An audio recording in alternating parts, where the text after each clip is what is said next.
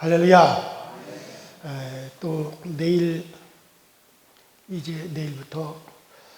우리 코로나19 사회적 거리두기가 1.5단계로 격상이 되었어요.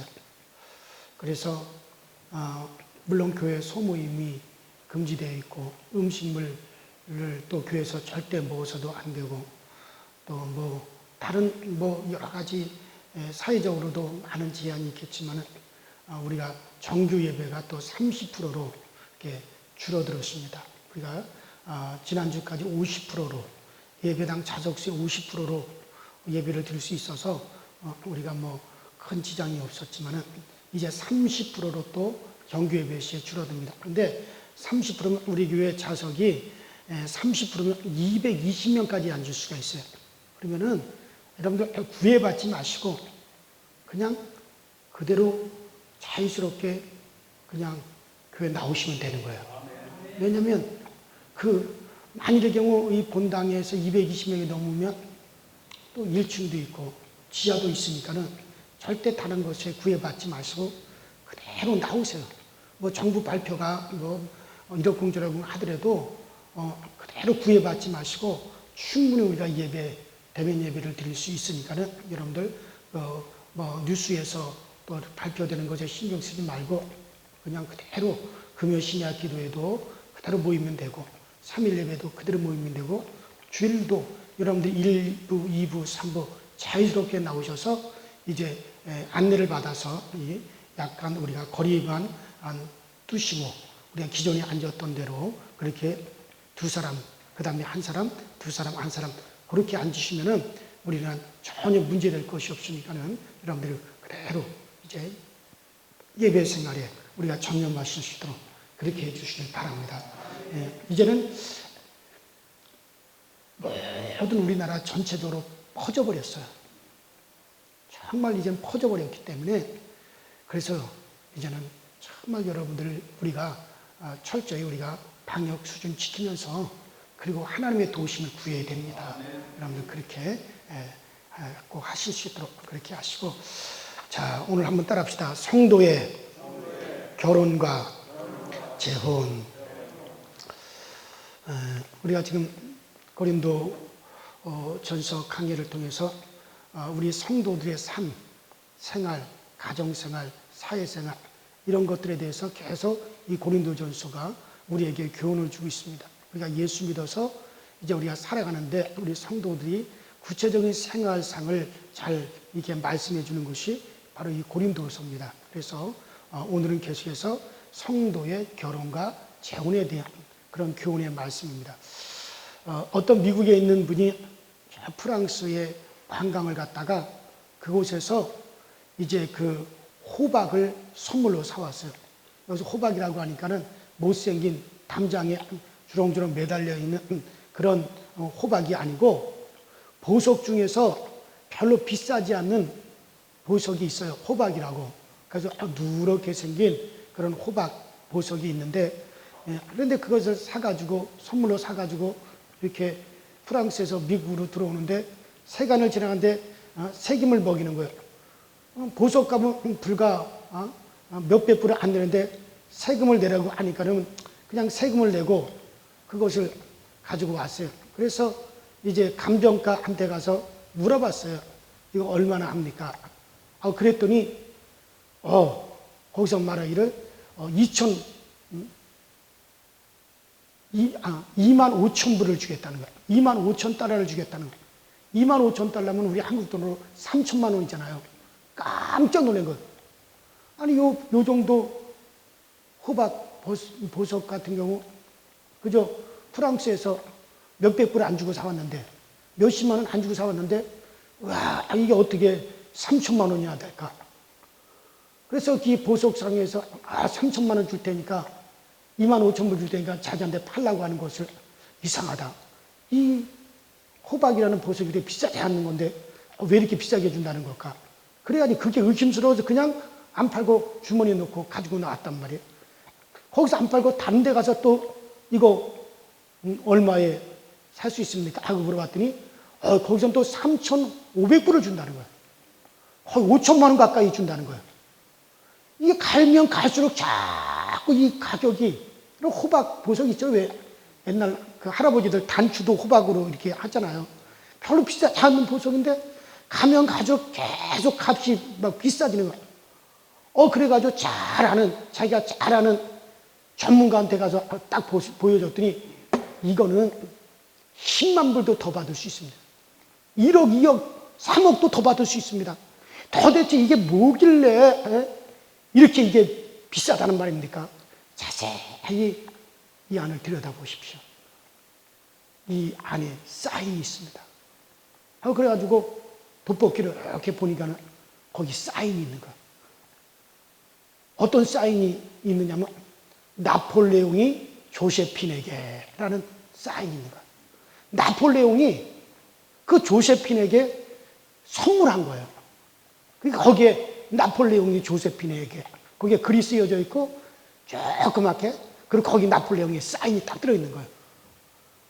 여러분들, 똑같은 호박, 이거 별거 아니라도 그 안에 사인 하나가 그걸 그렇게 귀하게 만들어버린 거예요. 그래서 그것이 이 미국 사람이 그걸 사가지고 와가지고 지금 아마 그게 어느 박물관에 있는데 어마어마하게 비싸게 그걸 팔았어요.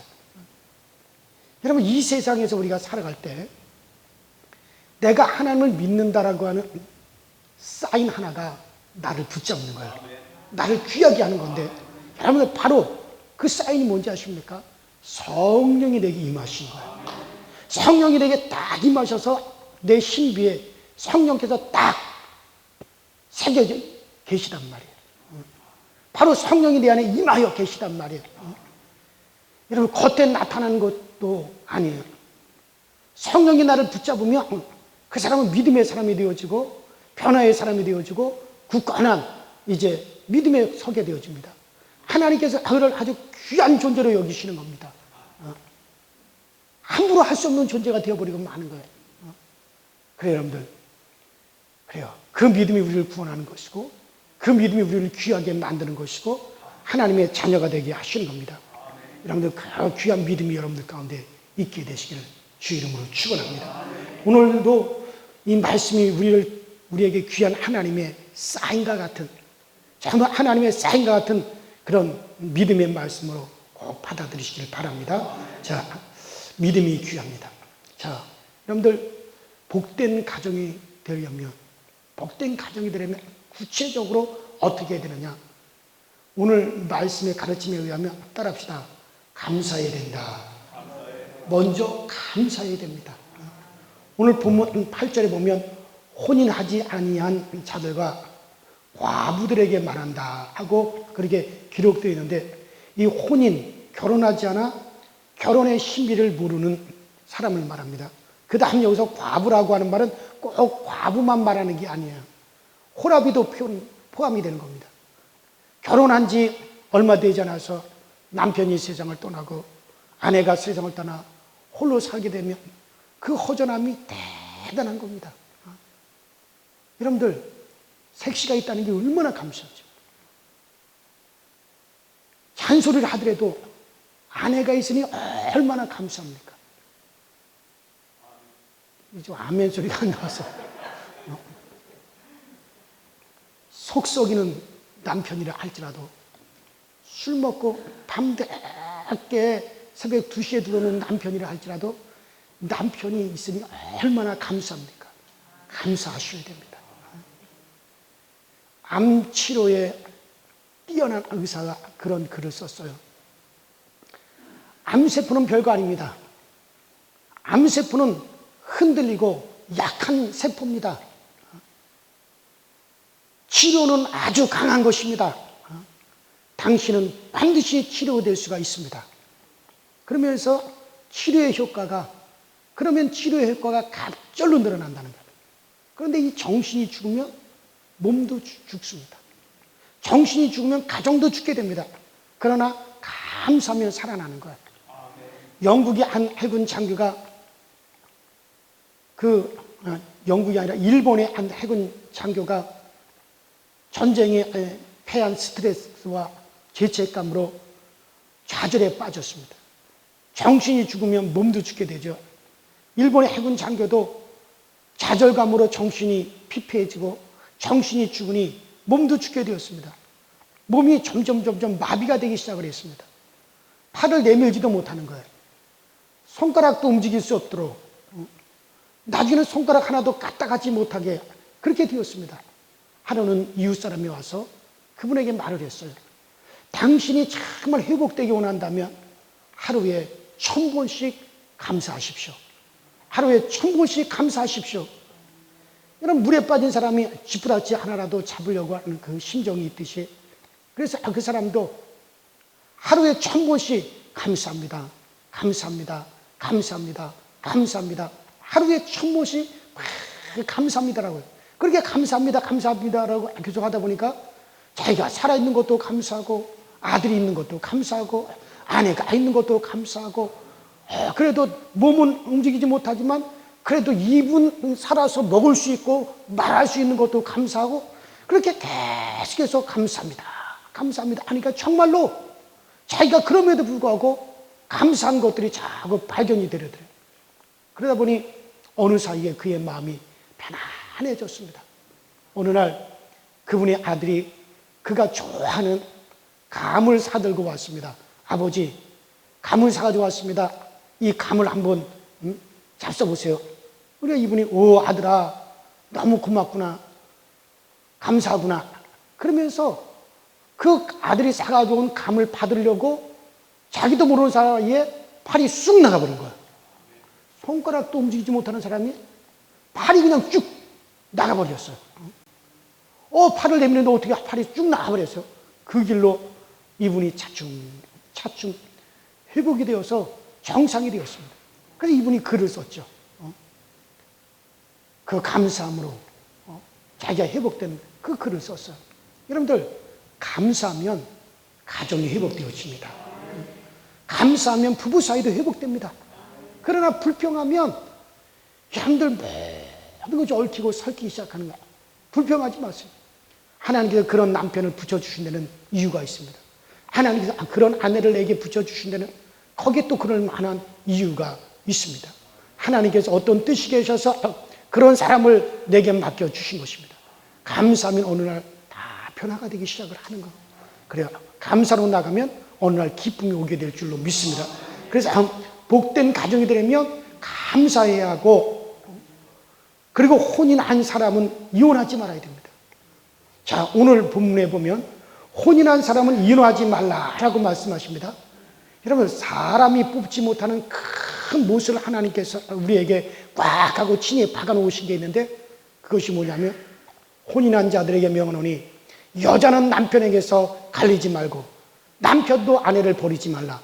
10절에 있는 말씀입니다. 이것은 주의 명령이니라. 이건 하나님께서 사람이 뽑지 못할 못으로 우리 가운데 딱 박아놓으신 거예요. 마태복음 19장 3절로 6절에 보면 바리새인들이 예수님을 시험하여 묻습니다. 어떤 이유를 막론하고 이혼해도 됩니까? 안 됩니까? 이혼해도 됩니까? 그때 예수님께서 이렇게 대답하셨습니다. 너희는 하나님께서 하신 말씀을 읽지도 못했느냐? 남자와 여자를 지으신 이께서 말씀하시기를 남자가 부모를 떠나 그 아내와 연합하여 한 몸이 될지니라 하지 않으셨느냐? 그에게는 둘이 아니고 한 몸이니 하나님께서 짝지어 주신 것을 사람이 나누지 못할지니라. 예수님께서 친히 이렇게 믿었어요. 한 몸이 되었는데 이 몸을, 이 몸뚱아리를 쫙 둘로 자르면 살아요, 죽어요? 죽어요. 한 몸이 되었는데 어떻게 그것을 둘로 나눌 수가 있겠느냐? 그건 나누지 못한다고 말씀하셨어요. 그러나 이 경우에는 이혼이 허락됩니다. 이 경우, 자, 먼저 마태복음 5장 32절에 보면 음행했으면 이혼이 된다고 말씀하셨어요. 뭐 하셨으면? 뭐 하셨으면 아니지. 뭐 했으면? 음행한 영으로는 이혼이 된다는 거예요. 여자가 자기 남편이 있는데도 음행을 했다. 이혼 사유가 된다는 거예요. 남자도 마찬가지예요. 그래서 음행으로 이것은 음행하는 경우에는 이혼해도 된다고 주님께서 말씀하셨어요. 그리고 또 오늘 본문에는 믿지 아니하는 남편이 예수를 믿는 아내에게 예수 믿는 것 때문에 갈라서자 하면 그 갈라설 수 있다는 거예요. 그러니까 믿지 아니하는 이제 아내가 예수 믿는 남편에게 남편이 예수 믿는다고 갈라서자고 하면 그때는 갈라설 수 있다는 거예요. 즉 부부가 사는데 어느 날 아내가 예수를 믿었어요. 열심으로 예수를 믿는 거예요. 남편이 야, 너 예수를 택하든지 나를 택하든지 둘 중에 한 가지 해라. 그러면서 핍박하고 그러면서 고통을 주고 위해를 가하고 도무지 그런 문제로 인해서 그런 핍박 때문에 도저히 예수를 못 믿게 되거든요. 그럴 때는 갈라서라는 거예요. 얽매일 필요 없다는 거예요. 그래서 그런 경우에는 이혼이 가능하다는 거예요. 그러나 그것도 견딜 수 있으면 견뎌야 됩니다. 그래서 결국 남편을 정말 그 모진 핍박 속에서도 네가 예수를 선택하든지 나를 선택하든지 해라. 예수 믿으려면 차라리 갈라서자. 그러면서 그렇게 부인을 핍박하고 심지어는 망치를 가져다가 머리를 때려서 기절을 하고 피가 난장판이 된 경우도 있었어요. 근데 그 부인이 이혼하지 않고 끝까지 견뎠어요. 그래서 결국에는 그 남편도 구원함을 받았고 자녀들도 다 예수를 믿었고 그 중에 한 자녀가 목사가 되었어요. 그런 경우도 있습니다. 그러나 그런 경우에는 이혼이 가능하다. 굳이 거기에 얽매일 필요가 없다. 그렇게 말씀하셨어요. 그래서 믿음의 사람들은 믿음의 문제와 음행으로 인한 이 두 가지 경우에는 이혼할 수 있지만 그 이후에는 이혼할 수 없다고 딱 못을 박아버리셨어요. 서로 남편이 예수를 믿지 않아도 그 남편이 계속 살기를 원한다면 그냥 이제 그 남편을 하고 살면서 그 남편을 이제 구원하고 아내가 예수 믿지 않는다 할지라도 그 아내와 살아서 아내를 구원하라는 거예요. 그렇지 않으면 자녀도 거룩하지 못하고 깨끗하지 못한다 그랬어요. 남편과 아내 중 한 사람만 예수를 믿어도 자녀는 예수를 믿게 되어집니다. 또 부모가 다 믿지 않고 아버지나 어머니 한 사람만 믿어도 영향을 받아서 그 자녀는 예수의 사람이 되어지는 거예요. 하물며 한 몸인 남편이나 아내가 예수를 믿지 않는다고 버릴 수 있겠느냐? 그건 버릴 수 없다는 거예요. 믿지 않는 남편이 믿는 아내 때문에 믿지 않는 아내가 믿는 남편 때문에 거룩하게 될 수가 있다는 거예요. 그러니까는 내 남편이 믿지 않는다 할지라도 그대로 같이 살고 아내가 믿지 않는다 할지라도 그냥 같이 살아라. 그래서 그 남편을 구원하고 그 아내를 구원하라. 그러나 그 당사자가 너 예수 믿는 것 때문에 나 같이 못 살겠다. 이혼하자. 둘 중에 하나를 선택해라. 그럴 때는 이혼하더라도 그것이 허용이 된다는 거예요. 그 핍박 때문에. 그래서 거기 얽매일 필요가 없느니라 하고 오늘 본문에 말씀하고 있습니다. 그러나 이 두 가지 음행의 연고와 이 믿음에 관한 것 때문에 결국 그 남편이나 아내랑 같이 살면 내가 예수를 못 믿을 지경이 된다면 그때는 믿음의 길을 선택하는 그 믿음의 문제와 음행의 문제 이외에는 도무지 이혼하지 말라.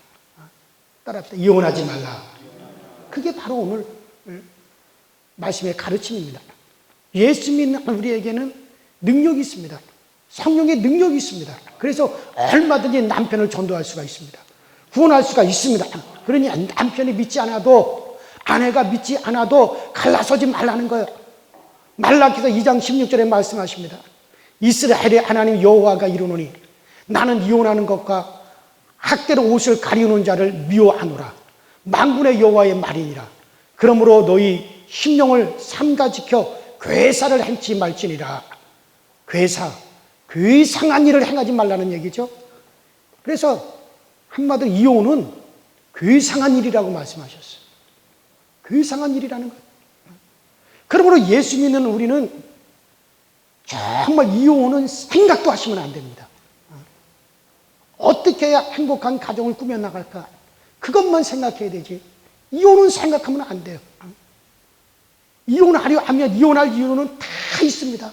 이혼할 이유가 없는 데가 어디 있어요? 이혼할 이유는 다 있어요. 얼마든지 있습니다. 이혼할 이유를 찾으면 이혼할 이유는 많습니다. 저도 마찬가지요. 제 아내가 이 자리에 있지만은 저도 마찬가지, 우리 가정도 마찬가지. 이혼하려면 이혼할 이유가 얼마든지 많아요. 저와 제 아내도 사랑했습니다. 시시한 사랑이 아니에요. 목숨 걸고 사랑을 했습니다. 이게 뭐 시시하게 한 사랑이 아니란 말이에요. 여러분들, 한 번은 제가 제 아내가 서울에 있고 제가 대전에 있었어요. 그래서 대전서 만나자. 한겨울이었는데 그때 당시 휴대폰도 없어요. 또 저는 자취하고 있으니 집에 전화도 없어요. 휴대폰도 없고 전화도 없는데 대전역 시계탑 앞에서 10시 반인가 11시에 만나자고 약속을 했어요. 추운 겨울에.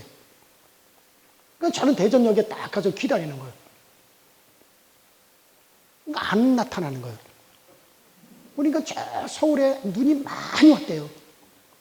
눈이 많이 와가지고 차가 많이 막힌다고. 그래서 기다리는 거예요. 장로님 몇 시간까지 기다릴 수 있어요? 두서너 시간, 그렇죠. 그 정도는 기다리죠. 저는요, 해가 질 때까지 기다렸어요. 온다. 만일의 경우 내가 떠났을 때 이 자리에 오면 내가 없으면 어떡하냐. 휴대폰 전화를 걸 수도 있습니까? 그때는 휴대폰도 없었죠. 전화기도 없죠. 그냥 마냥 기다리는 거예요. 겨울에는 저녁 5시만 되면 벌써 컴컴해집니다. 컴컴해지죠. 그러니까 요새 뭐 어떤 가수가 뭐 안동역에서는 노래를 부르죠.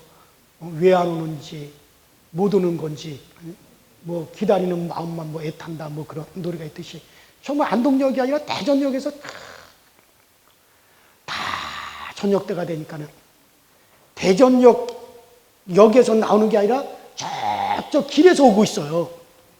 그래서 어떻게 된 거냐니까 눈이 너무 많이 와가지고 기차가 끊어졌대요. 계속 기차가 끊어졌는데 어떻게 하든지 가야겠다.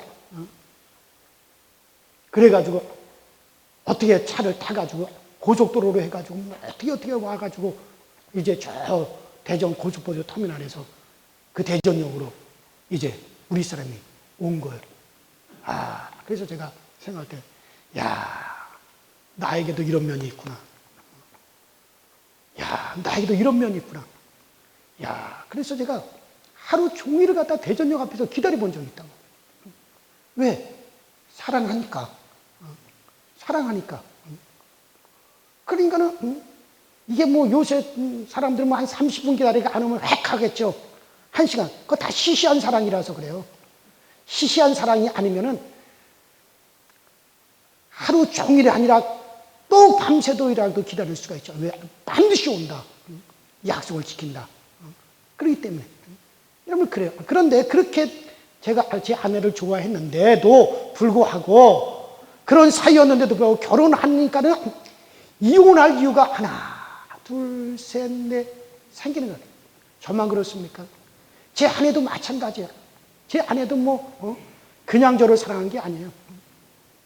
너무나 제가 사랑해가지고 제 얼굴을 딱 보고 난 다음에 그 다음에 집에 들어가서 울었대요. 너무 제가 좋아서. 어떻게 한 번 보고 그러는지 난 이해를 못하겠어요. 떡 줄 사람 생각 안 하는데 김치 국물부터 마신다고. 그런데 제 아내도 그렇게 저를 좋아했는데, 근데 결혼하고 나니까, 아유, 진짜 못 살겠다. 근데 이런 여자랑 어떻게 한평생 함께 사노? 이혼할 이유가 계속해서 나왔어요. 그러나 우리가 함께 바라보는 것이 하나님이기 때문에 하나님의 영광을 생각하니, 또 하나님께서 간섭하시니 일할 수 없는 거죠. 여러분, 이렇게 이상적인 부부도 이혼할 이유를 찾으면 얼마든지 이유가 있습니다. 마귀가 찾도록 만드는 겁니다. 자꾸 마귀는 그런 이유를 찾도록 자꾸 만들어요. 이런저런 이유가 있으니 이혼해도 된다. 이혼해라. 요새 그렇게 하고 사는 사람이 어딨냐? 요새 그렇게 하고 함께 사는 사람이 없냐? 이혼하라. 이거는 다 마귀의 부추김입니다. 성령께서는 결혼생활에 승리하라. 결혼생활에 승리하라. 네가 결혼해서 한 몸이 되었으면 너희는 이제 한 몸이다. 성령은 계속 그렇게 말씀하십니다. 그래서 나누지 못하게 하셔요. 성령님은 절대 나누지 못하게 하시고. 미국의 한 남자가 아내가 너무 싫어가지고 도저히 함께 살 수가 없어서 이혼을 했습니다. 그리고 그 도시에서 가장 큰 결혼 상담소에 찾아가서 자기가 이상적으로 생각하는 여자는 이러한 여자니까 그러한 여자를 소개해달라고 결혼 상담소에다가 얘기를 했어요.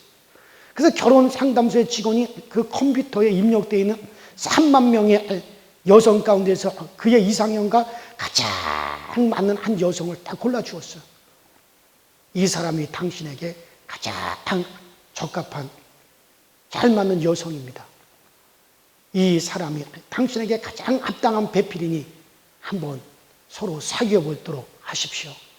그런데 그 사진을 가만히 보니까는 세상에 얼마 전에 자기와 이혼한 자기 아내였습니다. 바로 자기와 이혼한 자기 부인이었어요. 자기는 자기 아내가 싫어서 이혼을 했는데 객관적인 입장에서는 그 아내가 자기에게 가장 잘 맞는 이상적인 아내라는 것이죠.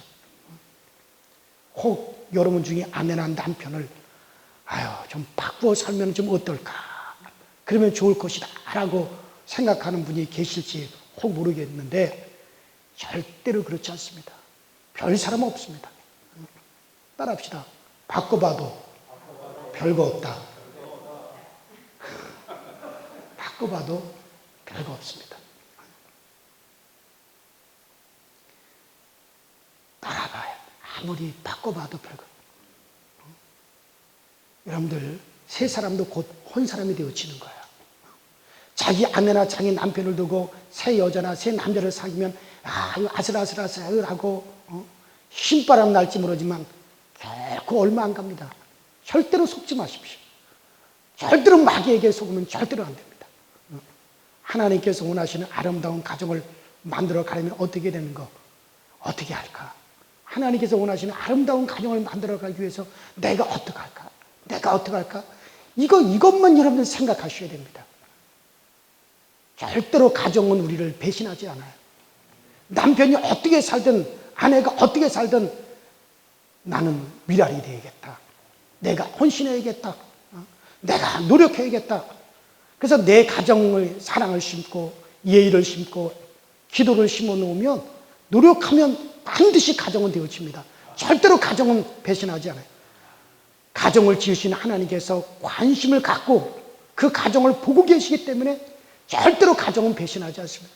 여러분들이 노력을 심고 사랑을 심고 기도를 심으면 그러면 결국에는 어떻게 됩니까? 그 가정은 배신하지 않고 반드시 돌아오게 되어져 있어요. 절대로 그래요. 인생은 여러분들 거울과도 같습니다. 내가 거울 앞에서 웃으면 거울에 비친 그 상도 웃는 거고 웃어주는 것이고, 내가 거울 앞에서 인상을 찡그리고 화를 내면 그러면 그 거울 앞에 있는 상도 나를 향하여 인상을 찡그리고 화를 내는 겁니다. 내가 거울 앞에서 겸손히 머리를 숙이면 거울에 비친 상도 내게 고개를 숙여주는 겁니다. 남편이 나쁜 게 아니에요. 아내가 나쁜 게 절대로 아니에요. 여러분들 아내가 남편에게 잘하면 남편도 내게 잘하는 거야. 아내가 나쁜 게 아닙니다. 남편이 아내에게 잘하면 아내도 변하여 이제 새 사람이 되어지는 거예요. 그래서 정말 가정은요, 절대로 우리를 배신하지 않아요. 제가 힘든 만큼 반드시 그렇게 되어지는 거예요. 정말 저도 제 아내와 결혼한 지 32년인데 32년 동안 이렇게 살면서 보면은 정말 그 교훈을 얻을 수가 있어요. 제 아내가 제가 목회를 26살에 단독 목회를 시작을 했어요. 엄청 빨리 시작을 했죠. 제 아내가 25살에 저한테 시집을 왔어요. 그러면서 살아오면서 보면은 정말 가정은 절대로 속이지 않는구나. 내가 힘든 만큼 그대로 가정은 되어지는구나. 정말 제가 얻은 가장 큰 교훈이에요. 아내도 마찬가지예요. 아내가 나쁜 게 아니에요. 내가 아내에게 힘은 만큼, 아내에게 대하는 만큼 아내도 그렇게 되어져 가더라는 얘기죠. 그래요. 우리가 이렇게 살고 있지만 어느 날 아내가 죽습니다. 남편이 어느 날 죽습니다. 항상 함께 사는 게 아닙니다. 어느 날 남편이 죽고 아내가 죽으면 그러면 어떻게 해야 됩니까? 그 다음에는 그러면 어떻게 해야 됩니까? 자, 오늘 본문에 가르치기를 그냥 사는 것이 최선이다. 남편과 아내가 살다가 남편이 세상을 떠나가거나 아내가 세상을 떠나가면 바울처럼 그냥 지내라. 그렇게 합니다. 그러나 또 고린도전 7장 39절에 말씀하십니다. 아내가 그 남편이 살 동안에 매여 있다가 남편이 죽으면 자유하여 자기 뜻대로 시집을 갈 것이나, 한번 따라합시다. 주 안에서만 할 것이니라. 주 안에서만 할 것이니라. 결혼할 수 있으되, 자, 우리 믿는 사람들도요, 아내가 죽고 남편이 죽어요. 그러면은 이제 얽매이지 않고 자유할 수 있다 이거예요. 시집가고 장가갈 수 있다 이거예요. 그런데 따라합시다. 주 안에서만 할지니라. 주 안에서만 할지니라. 그렇게 말씀하고 계십니다.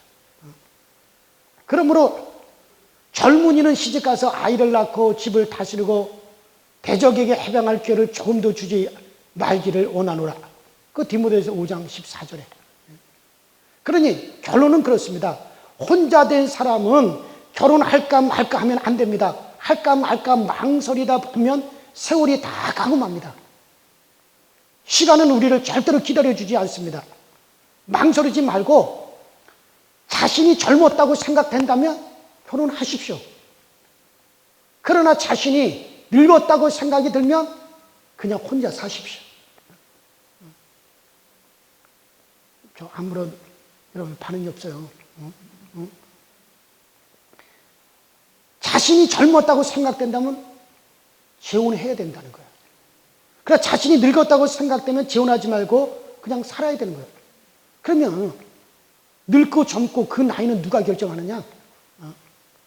자신이 알아서 결정하는 거예요.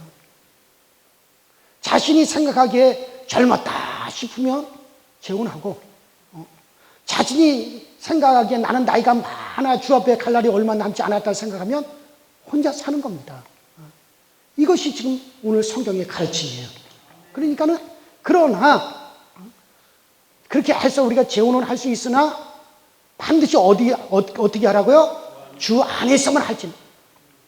이제 내가 믿는 사람으로서 재혼을 하게 됐는데 굳이 믿지 않는 사람이랑 재혼하지 말라는 거예요. 하려면 믿음이 있는 사람과 재혼을 하라. 그러나 바울 사도, 이것은 하나님의 명령이 아니라 바울 사도의 생각은 그냥 나와처럼, 나 바울처럼 그냥 혼자 지내는 것이 좋은 것 같다. 그런데 이때 바울 사도는 나이가 이미 많았어요. 그러나 젊은 사람들은 또 뭐라고 합니까? 재혼하라는 거예요. 그 누가 젊었느냐? 자기 자신이 판단해서 아직 나는 젊었다 생각하면 재혼하는 거고. 그러나 나는 주 앞에 갈 날이 얼마 남지 않았어. 그렇다면 재혼하지 말고 혼자 사는 것이 좋다. 그렇게 지금 오늘 성경은 그렇게 말씀해 주고 있습니다. 그래요. 그래서 우리 믿는 사람들도 그렇게 해서 재혼이 허락되어 있어서 재혼하는 것이 결코 그것이 나쁜 것이 아니다라고 하는 그것을 가르쳐주고 있습니다. 자, 그러나 여러분, 사랑하는 여러분들, 그러나 돌아보면 부부가 아무리 행복하게 살아도 우리 인생의 저 끝에서 여러분들 돌아보면 그저 긴 꿈에 불과합니다. 또 부부가 아무리 힘들고 어렵게 살아도 인생의 막을 내릴 때 돌아보면 그것도 한편의 꿈에 불과합니다. 인생은 나그네 생활이에요. 그냥 한편의 드라마입니다. 우리가 그때 당에서는 우리가 막 어떻게 살까, 이렇게 살까, 저렇게 살까 막 고민도 하고 힘들고 애도 쓰지만 그 다음에 다 살고 난 다음에 돌아보면 긴 한편의 꿈이었구나. 아하, 한편에 이건 드라마도 같았구나. 결국 그 가운데서 내가 알고 깨달아 모신 예수만 남는 거예요. 그 예수가 영원한 소망이 되어지는 거예요. 아무리 알콩달콩하게 부부가 정겹고 기쁘고 즐겁고 행복하게 살아도 인생의 마지막 긴 세월에서 돌아보면 긴 장편의 꿈과 같은 거고, 아무리 어렵게 살아도 나중에 돌아보면 한편의 드라마와 같은 거다. 그러면서 그 가운데서 내가 알고 깨닫고 믿고 내가 섬겼고 내가 사랑했던 그 예수 그리스도만 남게 되어지는 거고, 그 예수가 영원한 소망이라서 그 예수를 말미암아 우리는 영원한 내 영혼의 제2의 삶이 펼쳐지는 겁니다. 그래서 여러분들, 하루하루 구체적으로 살 때는 인생이 중요하지만 인생을 끝낼 때는 모든 것이 꿈이고 남는 것은 오직 하나, 믿음뿐이에요. 예수님뿐입니다. 예수님을 믿는 믿음으로 천국에 들어가 나그네의 삶을 끝내고 참 이제 영의 삶, 영원한 영의 삶을 그때부터 시작을 하는 거라고요. 그러니 여러분들, 인생은 결국 예수밖에 남는 게 없습니다. 그러니 가정에 너무 크게 기대하지 말고 남편과 아내에게 너무 큰 기대 걸지 말고, 그렇죠? 주님께 기대하면서 우리 하나님의 가르침대로 가정을 가꾸어 가시기를 바랍니다. 그리고 때가 되어 홀로 되면 그저 하나님의 말씀대로 재혼을 하든지 뭐 안 하든지 오직 우리의 삶의 목적은, 내 삶의 목적은 오직 주님께만 두고 잘 달려갈 수 있기를 주의 이름으로 축원합니다. 그것이 진리입니다. 잘 달려갈 수 있도록. 전에 같은 지방에서 목회했던 목사님이 은퇴하시고 난 다음에 그분이 그런 얘기 하더라고요. 결국 인생은 이제 남는 것은 예수밖에 남는 것이 없다. 그 얘기를 하시더라고요. 근데 정말 남는 것은 예수님밖에 없습니다. 여러분들 아무쪼록 그러나 우리가 살아가는 과정에서는 어떻게 하든지 정말 여러분들 가정을 잘 갖고 가시면서 삶의 목표를 오직 예수에게만, 모든 기대는 예수에게만 두시고 가정을 잘 갖고 갈 수 있기를 다시 한번 주의 이름으로 축원합니다. 우리 이 시간에 다 같이 합심해서 기도하십니다. 이 시간에 기도할 때 하나님, 정말 오늘 여러분들 가정에 대해서, 가정은 결코 우리를 배신하지 않습니다. 여러분 심은 대로 얻습니다. 심은 대로 받습니다. 여러분들 고민하지 마세요. 너무 지나친 기대를 두지 마시고 그저 우리는 최선을 다해서 아름답게 갖고 가시고 모든 기대는 주님께 있습니다. 정말 주님께 기대고 잘 달려갈 수 있게 하여 주시고 잘 가정을 위해서 심을 수 있게 하여 주시옵소서. 우리 다 같이 주여 한번 부르고 통성으로 기도하시면서 자유롭게 돌아가시겠습니다. 주여, 전능하신 하나님 아버지, 주님의 은혜와 주의 사랑에 감사드립니다.